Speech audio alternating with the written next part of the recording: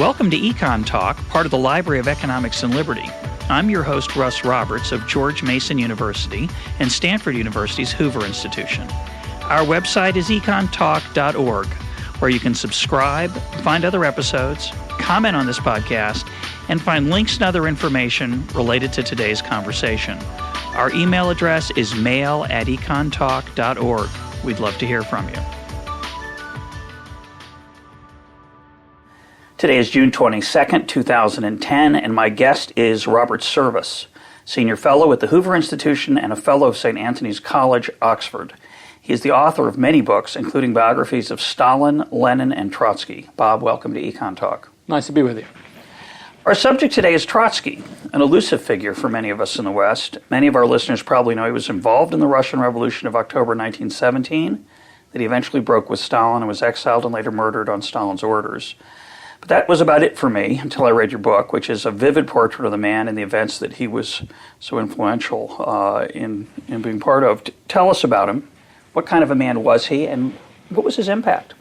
Well, Trotsky, I think, by any standards, was a really remarkable man. He was a committed revolutionary from his late teens onwards. He had a whole basket of talents.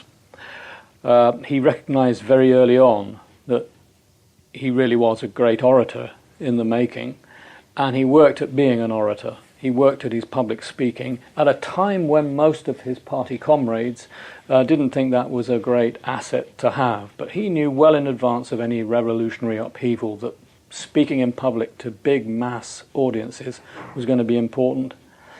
The other great talent he had was as a writer. I think by any standards, he was one of the great political writers in the 20th century. The only person I think who comes near to him in the quality of his prose is Winston Churchill, and that's saying a lot. He was a good editor. He was a very, very good organizer. The downside was that he was vain, he was exceptionally arrogant, and he was fairly cold as a personality. People around him had to serve him. And often true of geniuses. So they say. Yeah, it's my experience. So they say, yeah. So that he was a mercurial figure. His health was never very good. He needed cosseting. He needed people to look after him all his life, his parents, his wives. He put revolution before everything. I think there's no doubt about it that he lived for revolution. He just breathed revolution. He wanted to make a revolution. He would sacrifice. I think he was physically brave. He would have sacrificed himself in the revolutionary cause. Certainly risked his life in many ways for that cause. He sure did, far more so than the other great leaders of the Russian Revolution, Lenin and Stalin, who never put themselves in the way of danger, but Trotsky definitely did. He was a bit of a daredevil too. I mean, his escapes from first Siberia and then from the north of Russia were very daredevil affairs. There was a certain sort of vivacity about him that again contrasts with the other revolutionary leaders of his day. And of course he wrote about these escapes with great panache. I mean, he never lost an opportunity to do a bit of writing, earn a bit of money, and put it to the revolutionary cause. In that sense, he was like Churchill also, who reveled in risk-taking and then writing his own accounts, which probably maybe reflected particularly well on him. You're absolutely right. There's nothing that gets my goat worse than Trotskyists who assume that when he wrote about himself, it was a mirror of reality. Yeah. Well, what politician ever mirrors reality? And Trotsky was no exception. He sculpted everything to fit the statue that he wanted to put up to himself.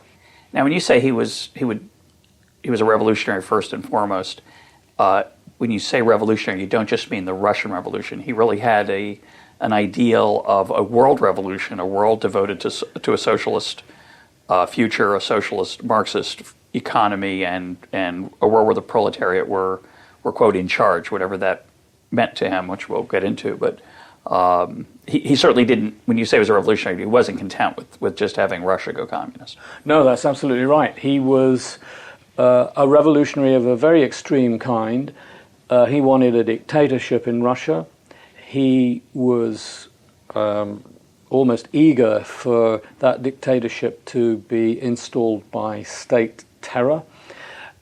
He thought of Russia as just being the first country in the world that would have such a revolution, and he thought in the short term that the important thing would be to spread it to the rest of Europe and to spread it to North America, and then the whole of the rest of the world would follow suit. That was the idea. It would be, as you say, a world revolution. And he lived by this. From very, very early on, he laid the emphasis on world revolution as being the ultimate goal. Got him into a bit of trouble with fellow Russian revolutionaries who said, sometimes, we must look after Mother Russia. So he had conflict with the nationalists, but he also had conflict on strategic issues with, say, the use of the Russian army. There were two abortive revolutions in Germany, one of which he opposed the use of Russian aid to, but the other he was an enthusiast for in 1923, I think, where, again, for those of us who aren't up on the history, there was a real possibility that much of Europe would go socialist at that time or communist, and there was a very, very active German revolutionary movement that Trotsky had great experience with before the Russian Revolution, when he was in various parts of Europe hanging out and fomenting revolution back in Russia. And he certainly thought it possible, if not likely, that much of Europe would follow suit. Yeah, he thought that from the end of the 19th century onwards, the great advanced industrial countries were, in his phrase, ripe for revolution. And he thought the ripest country of all was Germany. So he didn't have as much confidence in Russia and Ukraine from where he came as he did in Germany. And in that respect, he was like all the other communists, all the other Bolsheviks in Russia. They really looked up to the German working class, or the German proletariat, as they called that working class. And he is often thought of as having assumed that the Germans would simply make the revolution by themselves. But because he had this global perspective, he always quietly assumed that the Russian Red Army, the Soviet Red Army, would have to become involved.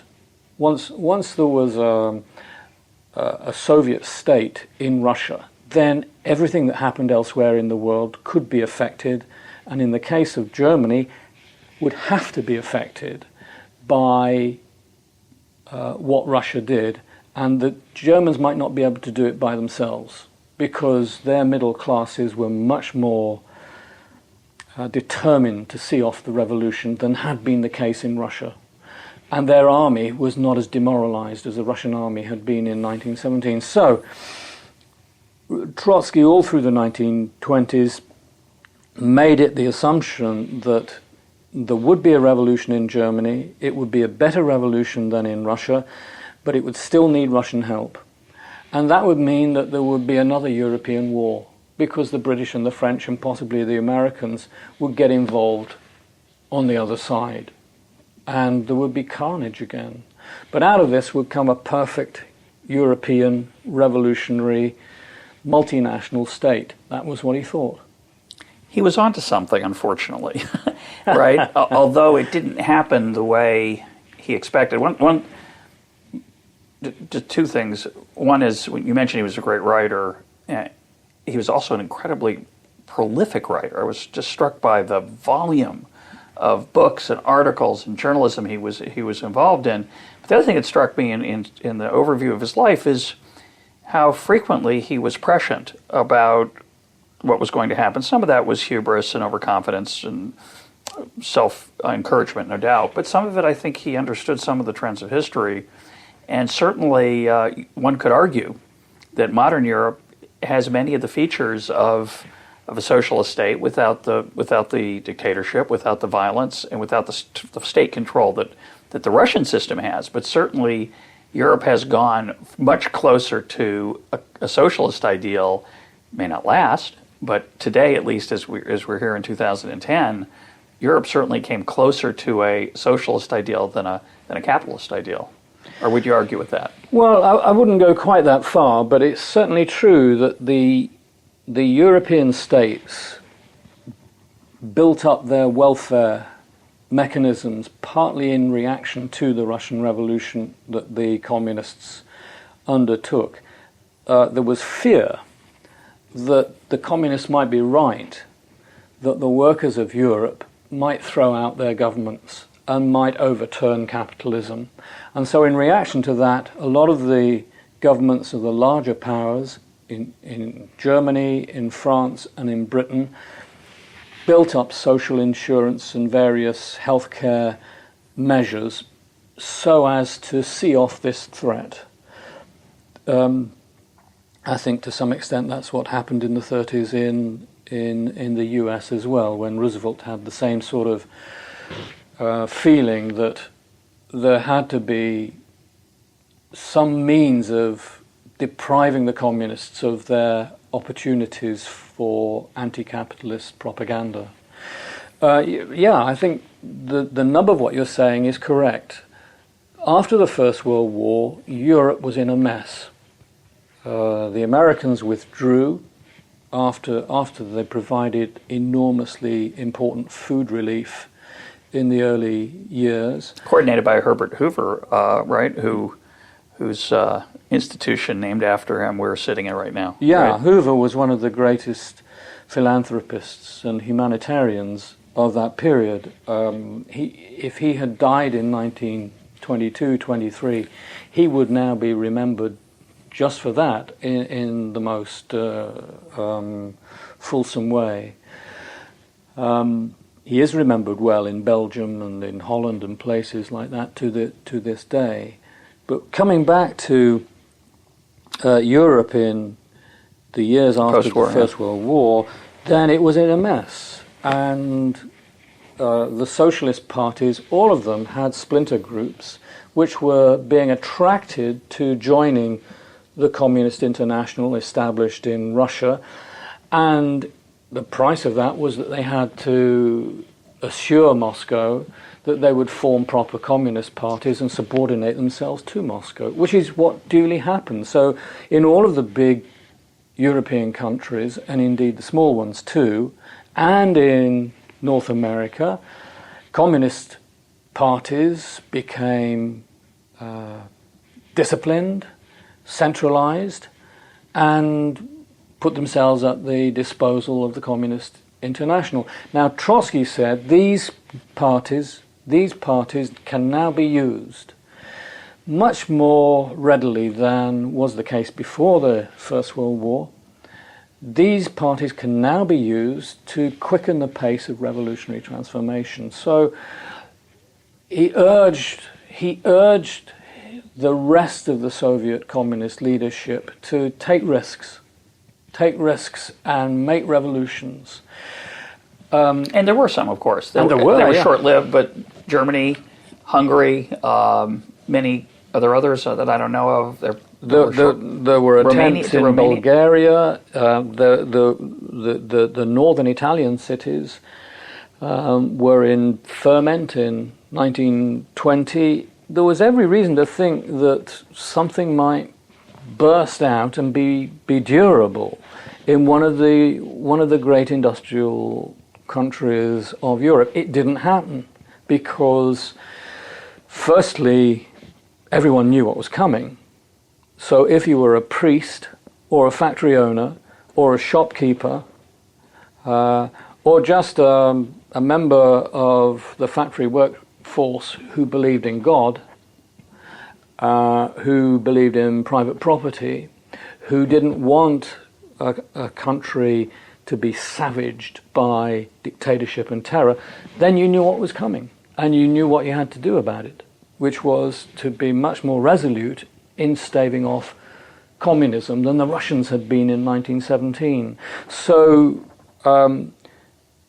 literally reactionary movements opposed to communism, that were a reaction to communism, became very, very widespread in Europe in the 1920s, so that by the 1930s, democracy itself was a minority. Fragile, yeah. It was a minority phenomenon across Europe. There were very few democracies, and one of the reasons for this was the determination of the anti-communists to see off communism, and if the price of that was the removal of democracy, they were prepared to pay that price. So that whichever way you look at it, the October Revolution in Russia of 1917 was a disaster, because it had this bounce-on effect of giving an opportunity for fascism and for far-right, very far-right conservative politics to take a grip on so many countries.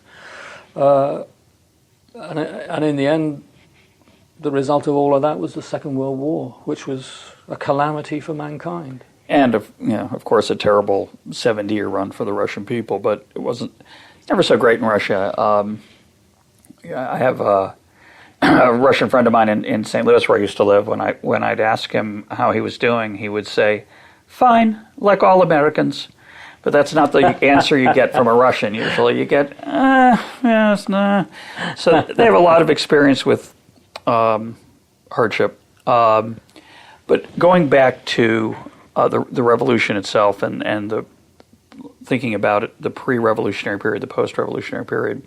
In the pre-revolutionary period, what was so striking to me about Trotsky was his confidence that a revolution was inevitable. Now, of course, a lot of ideologues have a certain overconfidence, like all entrepreneurs, really. He was really an intellectual entrepreneur, is the way I think of him.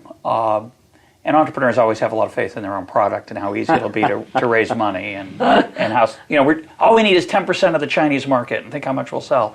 So, but he was very much that way. He saw, as you say, his the world revolution as inevitable, and he acted that way, especially in the 1905 to 1917 period. So, talk about what was going on in Russia. Talk about what happened in 1905 and Trotsky's role between 1905 and say the abdication of the Tsar in 1917, which created a provisional government led by Kerensky before the Soviets took power, before the Bolsheviks took power. Well, when Trotsky was growing up, the agricultural sector to which his father belonged was on the rise. It was doing better. You say agricultural sector. His father wasn't an agricultural worker. He owned a farm. Right? Oh yes, he was successful. Very successful. Somebody ought to write the biography of Trotsky's father. A spectacularly successful Jewish farmer in the south of what we now call Ukraine. Really an economic hero. You mentioned his Jewishness because it was part of his being a farmer was his. From your book, I learned that the Russians were very worried about what role Jews would play, and they sent a lot of them into Ukraine in hopes that they would become more Russian, which they did, right? Yeah, and less Jewish, and less Jewish, and they hoped that they would become successful farmers, and very few of them did. Very, very few of them. It's not a Jewish tradition. Why should anybody living in a town suddenly dumped in the countryside become a successful farmer? Most of them failed. Yeah. But Trotsky's father succeeded magnificently, so that he was renting land from Poles and from Ukrainians and from Russians as well as his own land. He was a tremendous success, and he gave his young son, Trotsky, a good education because he could afford it. And Trotsky grew up with a fixity of purpose that many youngsters who had a rebellious streak had in those years. He looked around the countryside and he saw these poor peasants everywhere. He looked around the Russian and Ukrainian factories He didn't go into them. In Odessa and elsewhere. Yeah, in Odessa, which was one of the hubs of the Russian imperial economy. Odessa was the great cereal export port of the Russian Empire. I mean, it fed Germany with its cereals. That stopped in 1917 when they had the 70-year stretch of bad weather. A joke I made in the Bucharin Paul Gregory podcast. I'll make it again. Sorry, go ahead. But yeah, they were a very successful agricultural region. I mean, the fact was that they were modernizing their economy rather fast.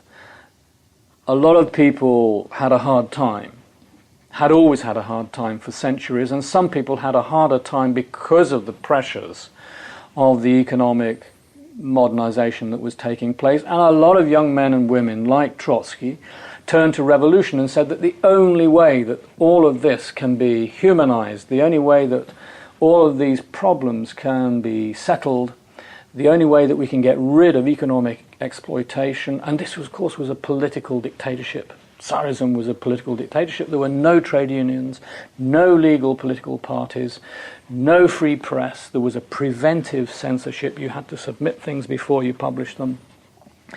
So that the combination of all of this turned a lot of people into revolutionaries. And what's remarkable about Trotsky is that he doesn't just become a revolutionary, he becomes a Marxist. He becomes an extreme kind of revolutionary, and he doesn't just become a Marxist, he becomes an extreme Marxist, because he says that the big changes can come in our country not over decades, not even over years, but can happen overnight if we only establish some kind of workers' dictatorship. Because Tsarism under the Romanov imperial family is weak. It can be burst asunder. The middle classes aren't yet powerful enough to take power. We, the Marxists, can lead the workers. When we get one sniff of a chance, we can go for it and establish a workers' government. And blow me, in 1905, after a peaceful demonstration of workers outside the Winter Palace of the imperial family, when the Tsar Nicholas II wasn't in residence, police and troops fire on the peaceful demonstrators on a Sunday, soon to become known as Bloody Sunday, and all hell gets let loose in Russia.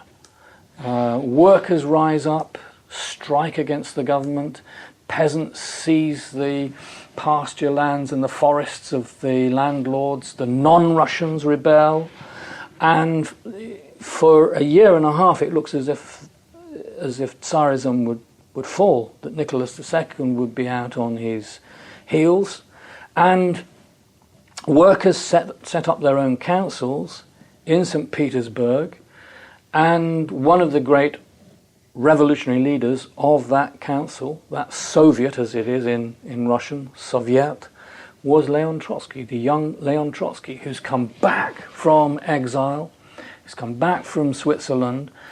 He knows that he has his chance because he's always believed that he would be a great speaker. Everybody knew he was already a great writer. His chance had come. So he gives a few big speeches and gets arrested. This is in when, roughly 1905? Yeah, at the end of 1905. Uh-huh. And then he's put on trial, and he gives another big speech. I mean, he's one for the drama. He knows the politics of theatricality by instinct. He and his comrades are let off fairly lightly. They're sent into exile again, even though he had a record of... That's exile within the country. Russia's big enough that you don't have to kick people out of the country, you can exile them inside the country. And even though he had a record of escaping from Siberian exile already, back at the beginning of the 1900s, they send him out there again. And what does he do? He bribes a drunken sleigh master to take him across the snowy wastes of northern Russia and back to St. Petersburg, reunites with his wife and children, and he's off to Vienna. where he stays predicting revolution. All the time he's saying, we failed that time, another time will come. This was merely the first act in the drama. There'll be a second and a last act. And now he says, I'm utterly convinced that the workers can take power, keep power, never share it with anyone, maintain a revolutionary administration which will deny civil rights to the enemies of Marxism permanently, and somehow this revolution will spread itself to the rest of Europe and then all around the world, and it will bring down the old European empires, it will bring down the American government, and once the industrial countries have fallen, then the third world will not be long afterwards in following. Okay, he was, that prediction, which was partly correct, partly incorrect, those predictions, some right, some wrong, were aided and abetted by the lack of zeal with which the Tsar and the Okhrana, the police force, treated their enemies. Unlike the communists when they got into power, but clearly the repressive nature of the Tsar, while clearly was repressive, did not have the terrorist, mostly did not have the terrorist side. Is that correct? That in terms of its enemies, they could have killed him. They could have executed him. They could have been more zealous in how they treated Trotsky and Lenin, who was also in exile much of the time. It was a tactical error. Or a mark of some humanity or incompetence. I don't know. What are your thoughts? I think it's a mixture of a lot of things. If you were sent to penal servitude, then it was grim. If you were sent to administrative exile, when you were out there in Siberia, you could get yourself a part-time job, and you were given a stipend by the government. So it wasn't the grueling set of conditions that we're familiar with the Soviet gulag. If you take the Russian Empire and its population and compare it with the size of the police force, then actually the United Kingdom had 7 times more policemen than the Tsar had. And the reason that he didn't have as many policemen as he might have wanted was that he didn't have the resources. This was a poor country. Yeah, that's interesting. It was a big, big country. It would have been very hard, it is very hard, to police. And Nicholas II was no woolly liberal, but he didn't have the resources, and he hadn't had the time to build up his bureaucratic apparatus of policing, and police were so badly paid that everyone assumed that they were easily bribed, and they were easily bribed. I mean, these revolutionaries, if they wanted to get out of Siberia, they could always bribe a policeman. And then they told their stories as if they were acts of daring do. Some of which were. But some of, I'm exaggerating a wee bit, but most of the time it wasn't daring do. It was the rustle of the ruble note, and they get a ticket on a well-upholstered train back along the Trans-Siberian Railway to Moscow or Petrograd, and then out. If they're come from wealthy families like Trotsky did, then if your parents will subsidize you can live in Vienna and Geneva. And he worked, of course, though. He worked as a working journalist when he was in Vienna. He wrote accounts for papers, numerous newspapers, about what was going on in the world and the war. And, let's move to 1917. There's a provisional government initially that eventually falls to the Bolsheviks. Give us that episode and what was Trotsky's role through there.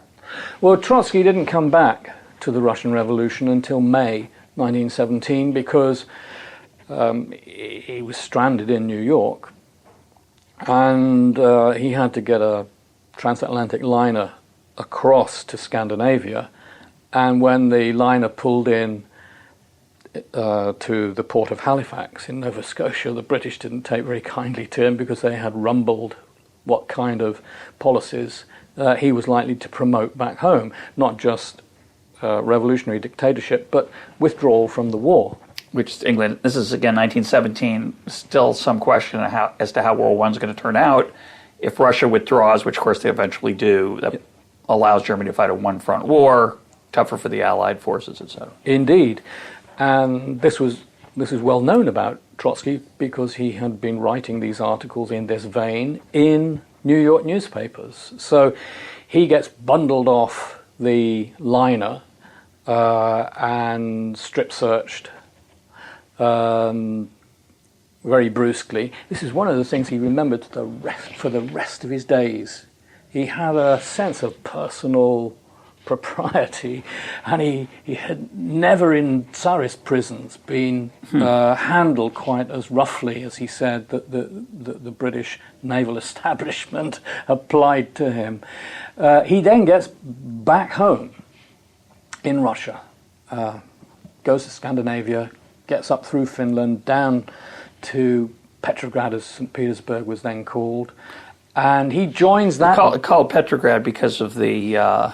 Why did they change the name? Well, St. Petersburg sounded a bit German. Yeah, that's what I liked. I like that because it's one of the examples of linguistic patriotism during wartime. Yes. So go ahead. Yeah. I mean, the British royal family were the Saxe-Coburgs until the First World War, and they changed their name to Windsor. Uh-huh. Yeah. Same sort of thing. And there was a liberal-led provisional government that was committed to fighting the war on the Allied side with the British. This is after the abdication of the Tsar. After the abdication of the Tsar, who'd been pulled down by workers' demonstrations in one single city, but it was the crucial city, it was the capital city, Petrograd. And once he fell in Petrograd, he'd fallen everywhere. So workers were joined by peasants and by soldiers and sailors, and there was tolerance of this new cabinet of liberals because they introduced all the civic freedoms, and they promised to fight only a defensive war, and this was a very popular policy at the time. But the economy was collapsing, the administration was in chaos, food shortages were spreading to the cities. There were so many deaths of peasant soldiers on the Eastern Front, and the government was really on a hiding to nothing. In the absence of an army and a police force that would impose its will, and it didn't have that because everything had fallen to pieces when the Tsar abdicated at the beginning of March 1917. So when Trotsky came back to Russia, the circumstances could not have been better for a lunge at power. And although he'd had his disagreements with Vladimir Lenin, the leader of the Bolsheviks, a very extreme Marxist party, for years before 1917, he comes together, he joins Lenin, he comes together with him in the Bolshevik party and becomes a Bolshevik. And the two of them work out a policy for seizing power. They'll use the workers and these restored Soviets, these restored workers' councils, as a blind behind which they would put the party in power. And the provisional government by then, led by Alexander Kerensky, who was a moderate socialist, really don't have the garrison behind them to enable them to resist the seizure of power on the 25th of October 1917. And suddenly the world hears the news that the first socialist state has been proclaimed. Huge basic reforms are undertaken in agriculture, industry, culture, and over the following year, this one-party state is installed. It's also a terror state. It's also a state that will introduce a preventive censorship. So the building blocks of what became the Soviet Union are already being laid in very, very strong cement in 1917 to 1918. Talk about that terror. When you say terror, the way I understand it, it's the ruthless disposal and treatment of ideological enemies and others, but some economic enemies eventually certainly becomes part of that story. But what do you mean by that? Because I think for most uneducated, which again I include myself in that group, most of us think of, or once did, I don't anymore, but thought of, Lenin was not Stalin. Stalin was a murderer of enormous proportions, one of the one or two worst murderers human beings of the 20th century. We think of Lenin. Of course, he was somewhat ruthless. He had a revolution to carry out, or saw it that way. And unlike his predecessors, you say, Kerensky was not loath to use violence. How much was there? How much do we know about that period in terms of what the early Soviet state did to its enemies and the scope of it? Well, we know a lot now. There's really no excuse for people not having known it before. Historians indeed often did take this gentler view of Lenin and Trotsky than they did of Stalin. But terror is a system of dealing with your political or economic opponents outside the law and applying the most brutal methods of repression to them. That was going on right from the start. That was going on from the first year of Soviet rule onwards. And Lenin and Trotsky,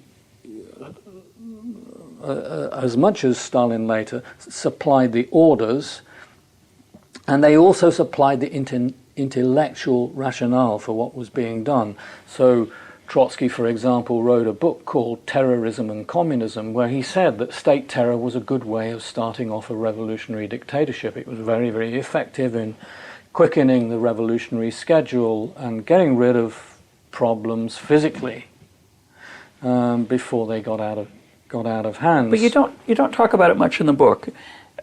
Just to give a little bit of a background, in the early days of the revolution, Trotsky's got lots of different roles, but one of his roles is he's in charge of the Red Army, which is a weird thing because he's this sort of professorial, intellectual type who's anti-military, certainly anti-war, all through his youth, and then suddenly finds himself the head of an army, and which he has to use because there's a civil war being fought. There's a backlash by the Russian military and others trying to overthrow the Russian Revolution. The whites are fighting the reds, and here he is prosecuting this war internally, and he kills a lot of people who don't fight well, who don't whatever. But you don't go into much detail on that. So I'm curious why you didn't, and if you can flesh some of that out with what we know. Oh, I see what you're saying. There was a lot of terror carried out by the forerunner of the KGB, the so-called Cheka. Well, Trotsky wasn't part of that organization. And so he didn't physically sign many of the death warrants. So who did? Well, Dzerzhinsky, Felix Dzerzhinsky, the Pole, who was in charge of the political police, the Cheka. What Trotsky did do, though, was help set the policy and formulate the intellectual rationale for it, which was simply that you're never going to get reconciliation between the party of the proletariat and the parties of the middle classes. It's not going to happen. The interests are completely divergent. Violent struggle is inevitable. You might as well get your violence in first. Get your retaliation in first and get it in big before the counter-revolution is attempted. So he didn't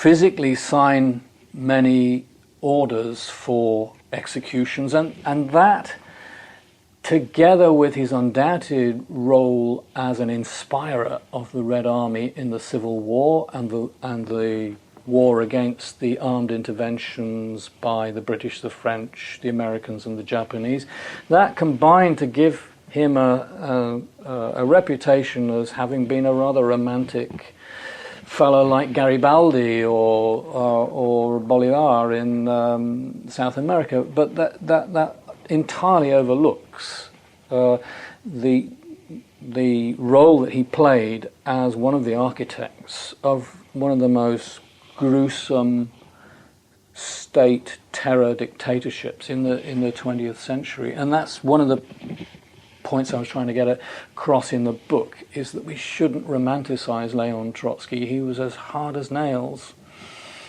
He drove the October Revolution and the early Soviet state down pathways that, had it not been for him and Lenin, it might not have taken.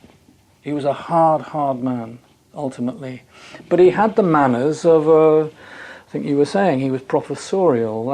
He was three-piece suit, the goatee, three-piece suit, the pince-nez, buffeted hair. I mean, let's face it, he was a handsome man. He had the look of a movie star, and he knew it.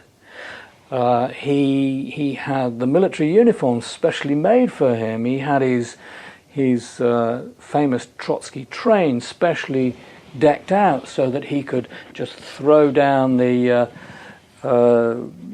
gate from the carriage and give speeches to presumably very surprised peasants when they stopped at each village going through the countryside. I mean, he loved revolution.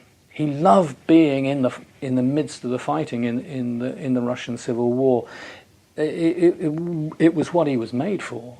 But to my mind, that should not allow us to romanticize him. He brought about an iniquitous regime, and he never understood his responsibility. So that when Lenin died in 1924, and the struggle for the succession took place between him and Stalin, and when Stalin won and made that dictatorship even more ruthless, even tighter, even more vengeful, even more violent, even more systematically a dictatorship that gobbled up society, and millions of people died. Trotsky, when he looked back, never said to himself, well, I helped create the conditions for this scale of terror to come about. He never even put the question to himself. And to that extent, then, that we know of. But I think we know as much as we need to know, because, I've looked at all of these scraps of paper, his drafts and so on here at the Hoover Institution archives, and you can see what's going through his head. When you read the drafts, you can see what he's cutting out before he gets things published, when he has second thoughts about things. And I'm pretty sure he never regretted making the October Revolution and setting up the early Soviet state. He thought that was the glory period when he was in co-charge of the revolution, and he never saw that, much as he was a victim, after all, he was assassinated in 1940, nearly exactly 70 years ago, in Mexico City. He never saw that there was a connection between the extrajudicial murder of himself and the kind of thing that he had condoned back in 1917, 1918, 1919. Well, because the ends justify the means when they're your ends. Yeah. Tragically. Incredible. I guess one thing that's always fascinated me about leaders, and I think about it in the current world a lot, it's very rare that anybody with an historical legacy admits fault. It's the strategy that most people take is, I was right, and I'm going to find evidence that proves it, and I'm going to keep that face up. very rare that someone can say, I made a mistake. Yeah, that's true. And I think psychologically it's extremely difficult for a human being to say, my life was a lie. I absolutely agree with you there, Russ. But what is unforgivable is for his followers not to ask those questions. Yeah, we'll get to that. I want to get to the followers. Yeah, I agree with you there, totally. Let's go back to the 1917 to 1924 period. A period that, again, most of us don't know much about. I was under the impression before I read your book that there was a revolution, there was a provisional government, eventually the Bolsheviks triumph, Lenin is the new head of the government, and he's a dictator until he dies in 24. There's a fight for power, Stalin wins, he's the new dictator. But this period 17 to 24 is very interesting because it's not really clear who's in charge. Lenin's the dominant figure. Trotsky's influential. But there's a whole group of people who are interacting, and the power hierarchy is extremely fluid. And it's part of the reason I think that the post-Lenin period is so interesting, and we're going to talk about that in a more depth. But talk briefly about how the government was actually working in the 17 to 24 period. Well, it took a bit of time. It took a year and a half for the system to clarify. The sort of pools of politics were very muddy for at least a year and a half. But within that year and a half, the Soviet regime became a one-party state. And inside that state, the party was essentially the government.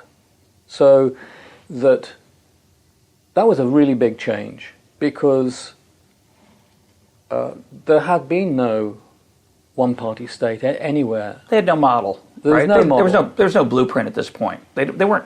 They were kind of figuring out as they went along. They were, and it was a one-party state that shocked the world at the time. But that party was a bit of a shambles. It was very, very chaotic and disorganized. How was it going to run, the economy and politics if itself it was a disorganized mess? So the party turned back to its pre-revolutionary doctrines of centralism, of discipline, of hierarchy, and it achieved a change in itself steadily over the early 1920s so as to fit itself out to be able to control the revolution, because it was a very, very difficult task. The former Russian Empire covered 1/6 of the world's Earth's surface. The roads and the rivers and the rail system didn't reach all of the parts that they needed to reach. The peasants often revolted. The workers often went on strike. The soldiers and sailors were often reluctant to serve in the armed forces, so that the very people in whose name the revolution had been made were a problem.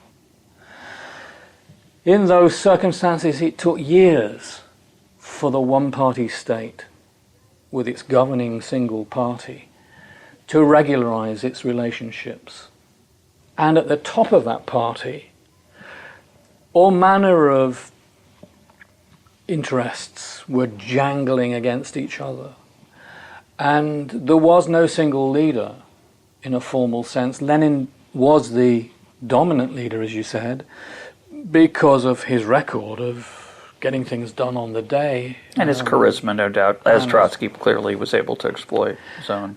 Yeah, that's right. So that when Lenin died, there was still a lot of contention at the top of the party as to which pair or trio of leaders no one actually thought there would be a single leader. What would be the sort of factional constellation when Lenin went, so that it was all up for grabs. And it wasn't just a question of who would be his successor. It would be what will emerge next as the ruling system. Yeah, and Lenin wanted a collective leadership. He didn't think anyone was, he was arrogant too. He didn't think anyone was fit to take over from him. And he wrote, as you write about in detail, he wrote a last testament. He knew he was dying or weak. Yes. Was fearful of the future, and he wrote a what you want to call it, a briefing paper on his fellow revolutionaries.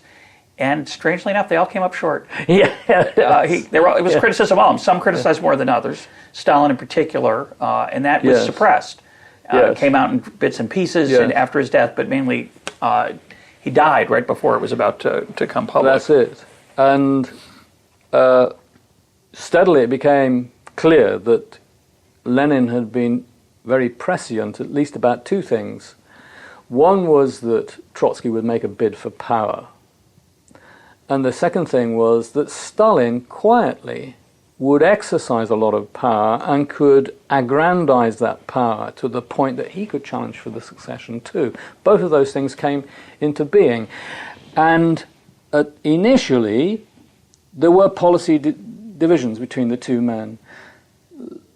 Trotsky wanted an emphasis on European socialist revolution above all else, and he wanted a policy that would take risks with Soviet security in pursuit of that ultimate objective, because he didn't think the Russian Revolution would amount to very much unless it had a German revolution on the side of it. Stalin, by contrast, wanted to settle the country, wanted to pursue the new economic policy of Lenin, introduced in 1921, which gave a certain amount of room for private trade, for small-time industrialists, and above all for peasant farmers, to get on with their commerce without too much state interference. It was still a one-party state. It was still a state where the economy was very severely regulated by the state. But Stalin wanted a breathing space. Trotsky didn't. So a dust-up between the two of them was not just a personal dust-up, it was a dust-up over policy too. And by 1927, Trotsky had lost.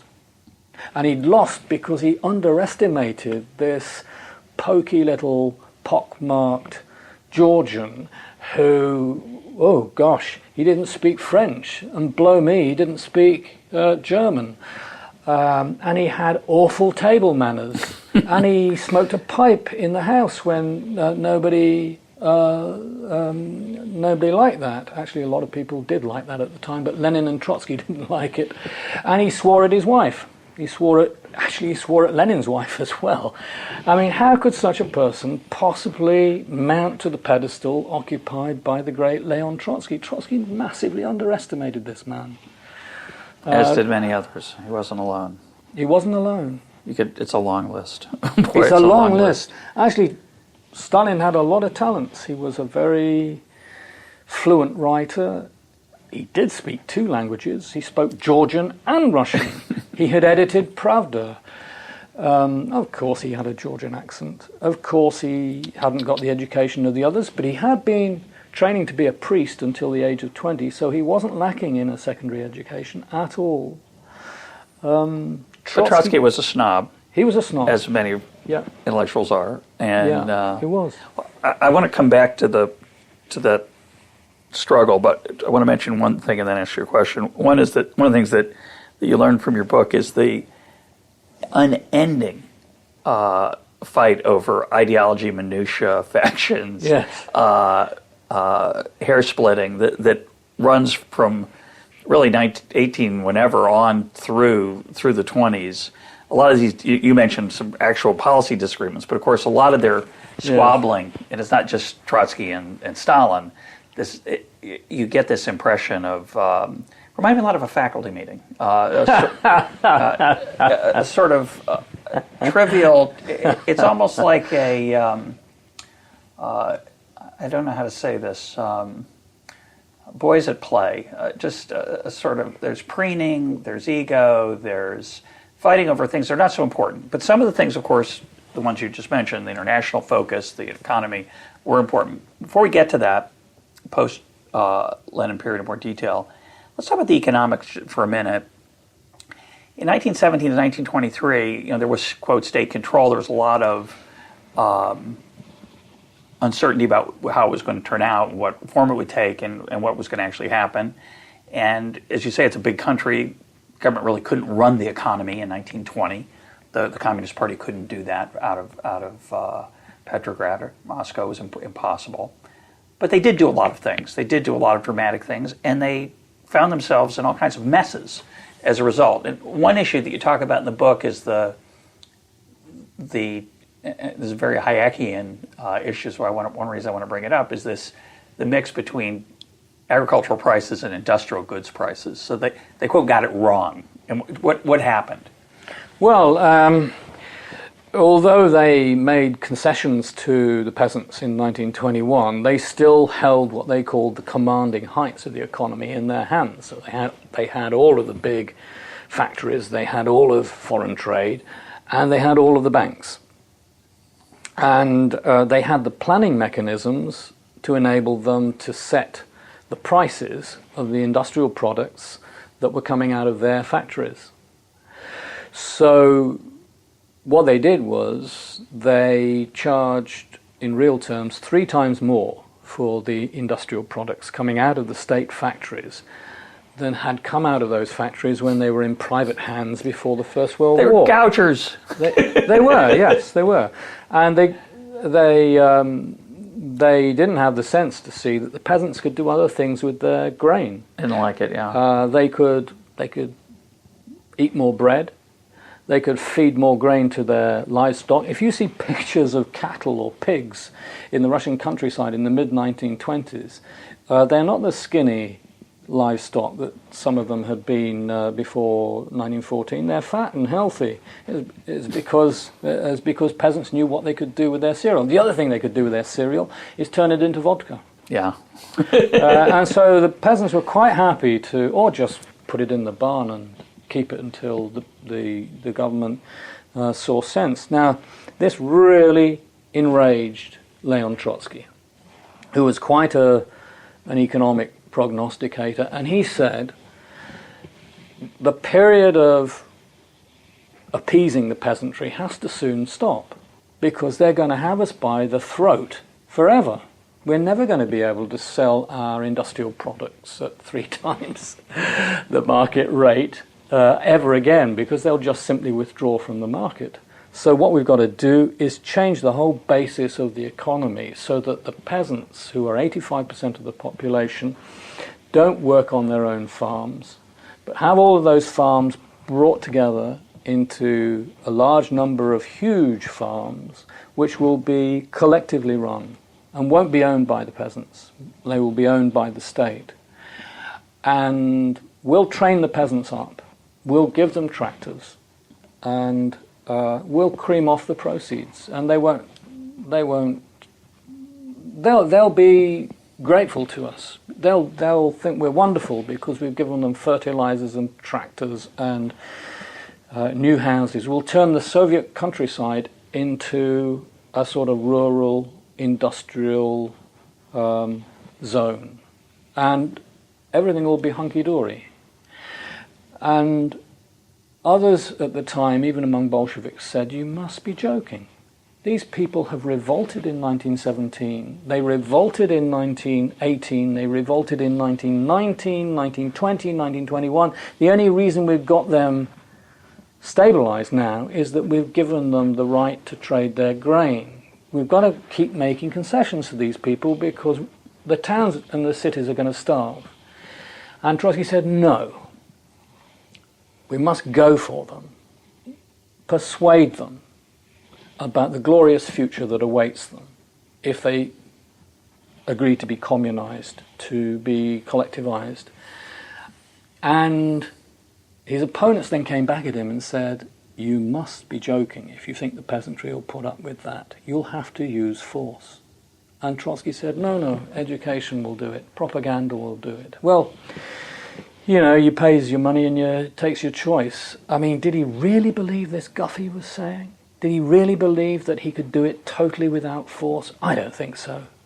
At the very we got most, to see the policy put into place 20 or 10 years later, right, when he was gone, but out of power. But that's certainly what Stalin was ended up doing. Yeah, ironically, Stalin ended up doing what the enemies of Trotsky in the 1920s said that Trotsky would have to do if he wanted to collectivize and communize the agricultural system.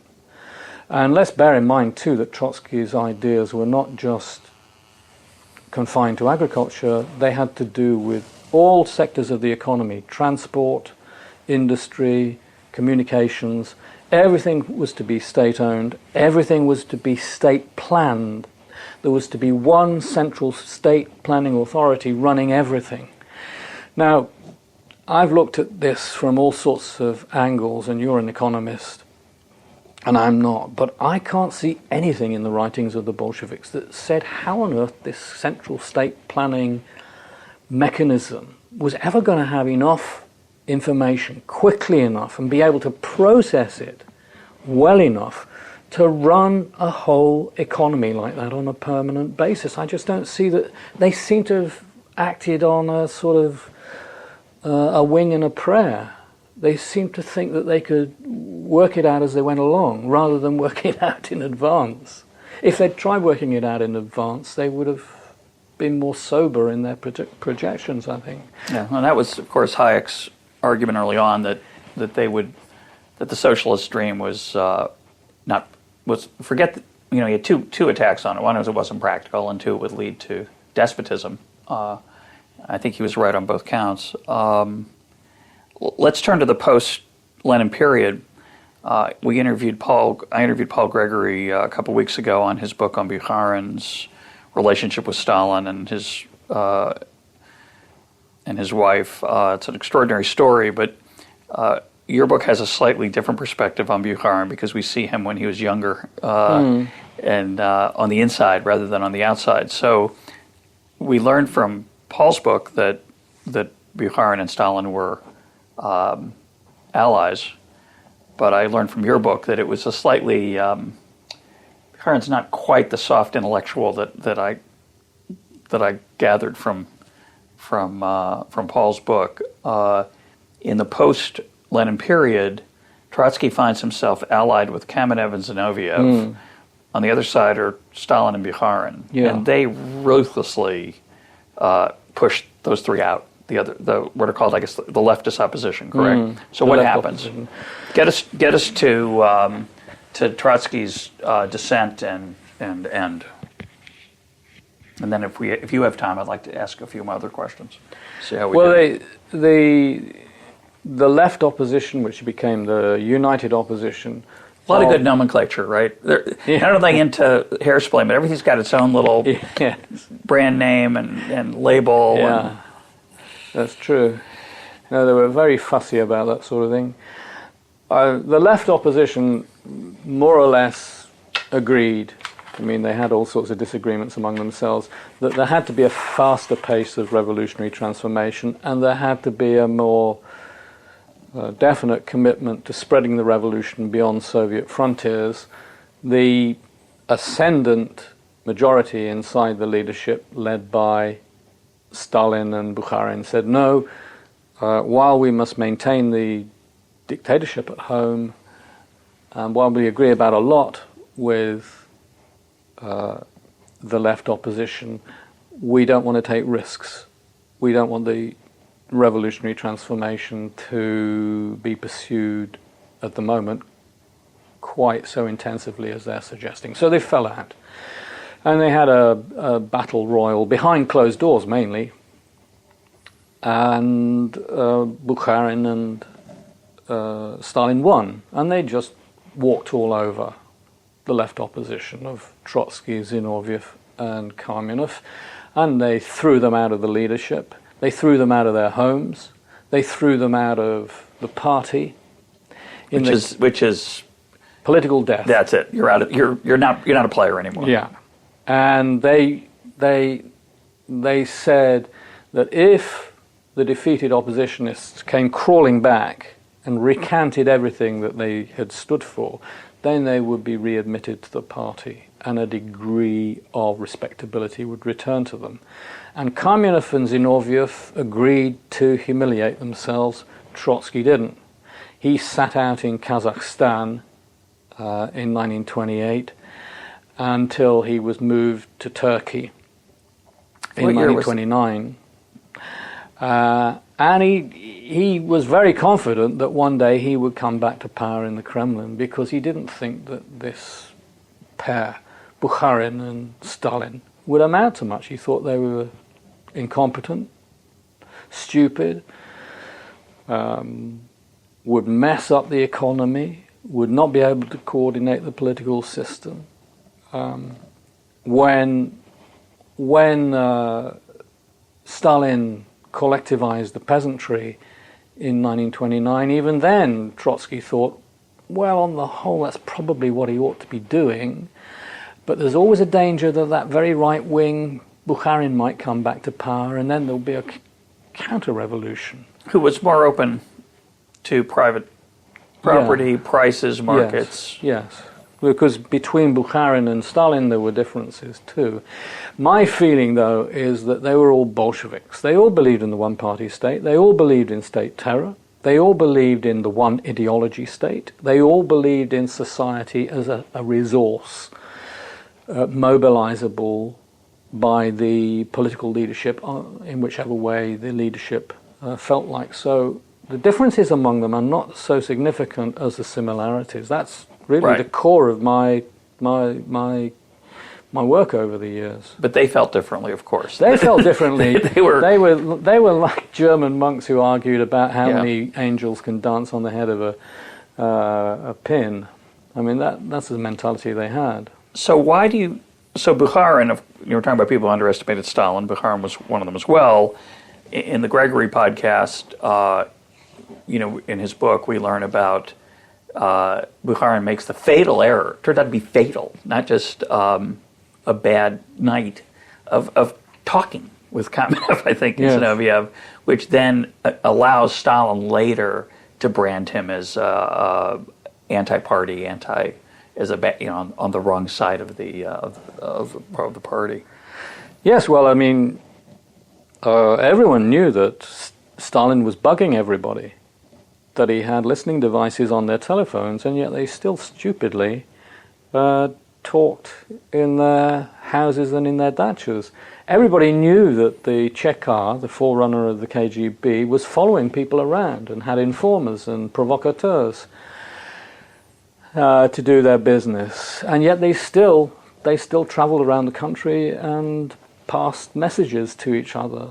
And so Stalin knew roughly the main story that he needed to know, namely that they all despised him, including people who'd worked closely with him, like Bukharin, that they despised him, that they wanted him out, and if you're vengeful and you're ruthless and you're cunning and you're well organized, and Stalin was all those things, then you put the party and the police off the lead, and you go for them, and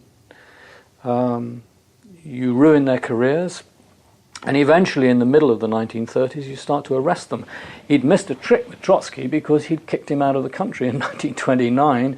Trotsky went to Turkey and then to France and then to Scandinavia, and then no country would have him at all because of Soviet pressures, Soviet diplomatic pressures in the 30s.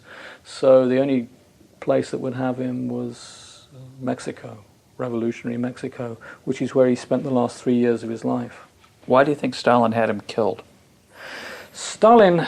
And by the way, when it happened, did everybody know that it was... When Trotsky was killed, did everybody know it was Stalin? Did Stalin brag about it? What do we know about that? No, Stalin did not brag about it. That's a very interesting point. And how do we find out that it was ordered by Stalin? If he didn't brag about it. It was said at the time by everybody who didn't like Stalin that Stalin had done it. I mean, you had to be a completely credulous individual not to think that it was the Soviet security agencies in some way or other. But the killer himself, Ramon Mercader, always claimed that he was a disappointed Trotskyist who had turned against Trotsky after meeting Trotsky in Mexico City and finding that he had feet of clay. And he went through years of prison in Mexico, telling the same story until he was released in the 1960s and was spirited back to the Soviet Union, which he didn't like. When he found out what the Soviet Union was like, he asked to leave. Yeah. He asked to leave. By then, of course, he was feted as a Soviet hero. Everyone by then knew at last that Mercader had killed Trotsky on Stalin's orders. But at the time, this was denied by the Soviet Union, denied by the killer. But of course Trotskyists knew, and there were so many leads going back to Moscow. Why Stalin bothered with this is an intriguing question, because so many important police resources were put at the disposal of this assassination. I mean, there were 2 attempts on his life in that year, 1940. The Trotskyists, particularly the American Trotskyists, he relied enormously on the American Trotskyists to establish himself in Mexico City.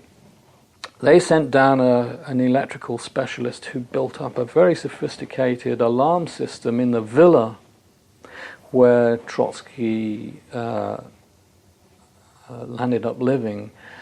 They had guard posts. The Mexican police supplied a force outside the building. There were guard towers built in case of an armed assault on the villa. It was, if you go around it today, I mean, it's just as it was in 1940. It still has the rabbit hutches that Trotsky tended because he was a farmer's boy.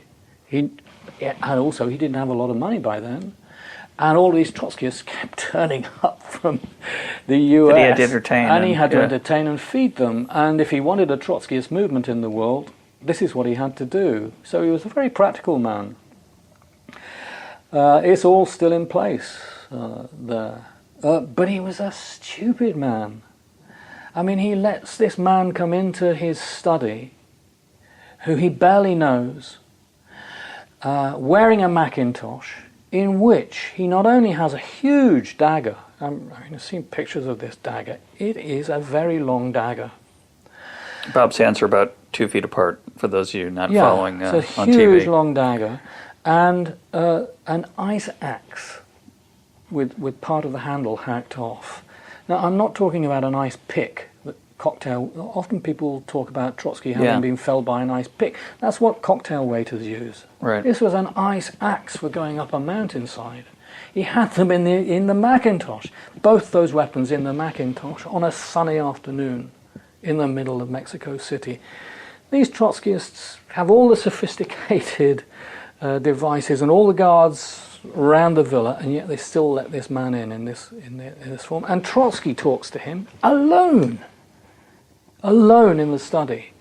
And while Trotsky is poring over the manuscript that Mercader has brought in for him to have a look at, Mercader gets to his feet and jabbers away about something and makes his choice of weapon, reaches into his pocket and plunges the ice axe into the top of the cranium of Leon Trotsky, who takes a good 24 hours to die. It's a very, very brutal death. So Trotsky lives long enough to see the rise of the gulag, although, of course, he had limited access to it directly. There was limited public knowledge of it, unfortunately. People certainly understood that Stalin was a very evil man and had certainly tried and executed all his political opponents and it created an enormous police state. He lives long enough to see that. He lives long enough to see the rise of Hitler. He sees no other revolutions on the horizon at that point, although China is yet to come, correct? In his last years, what was he writing about? What was he thinking? What do we know of that? as he saw these world events happen? He thought there was going to be a Second World War. He did make a few predictions that were right. He saw the possibility of a Nazi-Soviet pact. And Trotskyists tend to praise him in an excessive way for this. But actually, quite a number of people foresaw the Second World War, not the Nazi-Soviet pact, to be fair to Trotsky. What Trotskyists fail to remember, though, is that when the Winter War of 1939 to 1940 occurred and the USSR invaded Finland... A fact that is little known, right? I mean, it's an unbelievable thing. Yeah. Trotsky was in favor of it. He was in favor of it. And American Trotskyists, young men, often some of the brightest American intellectuals in the 1930s, at that stage, read that this is what Trotsky was recommending. They said, this is Stalinist imperialism. Our great man, Trotsky, has gone over to the other side. And they wrote to him, imploring him to say, no, the invasion of Finland is a neutral country, is a disgusting aspect of the alliance between Germany and the USSR, and we will not have anything to do with it. And Trotsky shouldn't either. And he just came back at them with a vengeance and said, you whippersnappers in New York, you understand nothing. And he gave such a rigid statement of Leninist philosophy, of the theory of the one-party state, the one-ideology state, and such a bland interpretation of Stalin's foreign policy that he more or less broke the Trotskyist movement up in 1939 to 1938. And it's just so striking that in Bukharin we saw the same thing. They worship the party. It's such a strange romantic idea, right? Yeah, and they worshipped the USSR. They couldn't think there was any life outside the party and the October Revolution in the USSR, and they couldn't bring themselves to question basic aspects of the previous 20 years, because it would have been like wishing away their entire lives. Yeah, you were saying this earlier, Russ. I mean, it's very, very hard to do. But when you're in a hole, stop digging. Yeah, well, it's true. I mean, they could have just kept quiet, but it was worse than that. That ultimately they had this servile attitude to the need for the party always to be right, and therefore that you couldn't be wrong against the party. Was Stalin inevitable? No, I don't think so. No. I think were his acts inevitable? Had Trotsky been a better infighter, which he clearly had no taste for. He really liked speaking and writing, and he liked running things, but he didn't like. It seemed to me, one of the lessons of your book is he didn't like the maneuvering that is necessary for in that one political party state rule.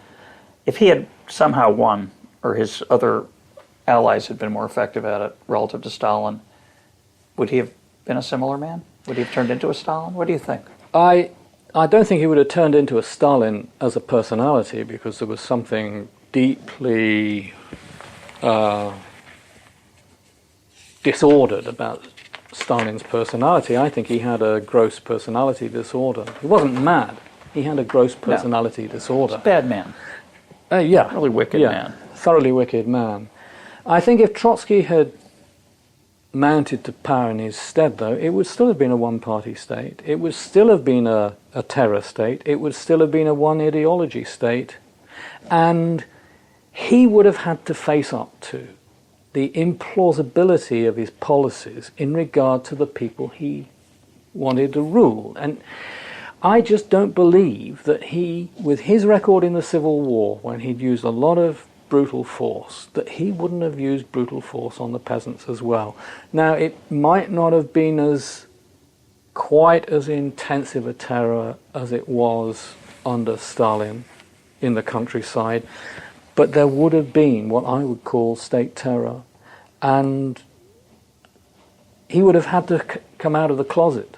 He would have had to say, I am in favor of using massive violence in pursuit of my ideological and political and cultural purposes, and I'll do this for a generation, and I hope that I will change society for the better. It's the same sort of mentality, basically, the same set of attitudes as Lenin had and Stalin had. They are blood brothers.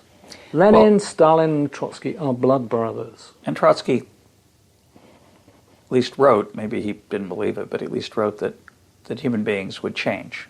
There was a huge romance about the malleability of the human enterprise, that given enough time, if another generation or two, people would become used to this, and they'd be better people. Yeah, he did. And there is this idealistic side to Trotsky that stays with him to the end of his days. He really did believe that with this communist revolution, humanity would be transformed.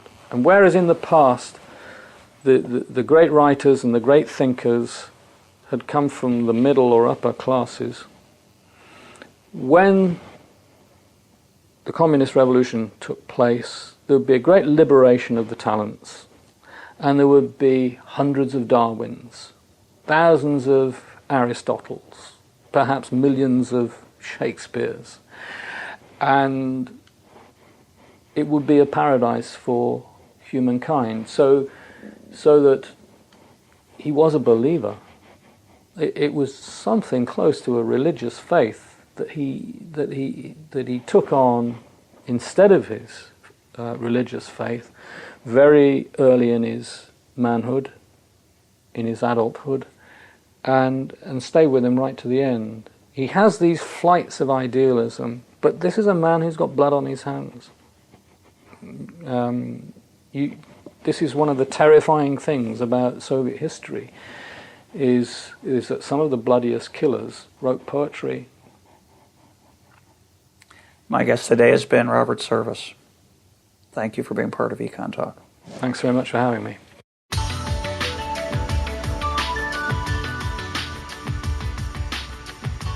This is EconTalk, part of the Library of Economics and Liberty. For more EconTalk, go to econtalk.org, where you can also comment on today's podcast and find links and readings related to today's conversation. The sound engineer for EconTalk is Rich Goyette. I'm your host, Russ Roberts. Thanks for listening. Talk to you on Monday.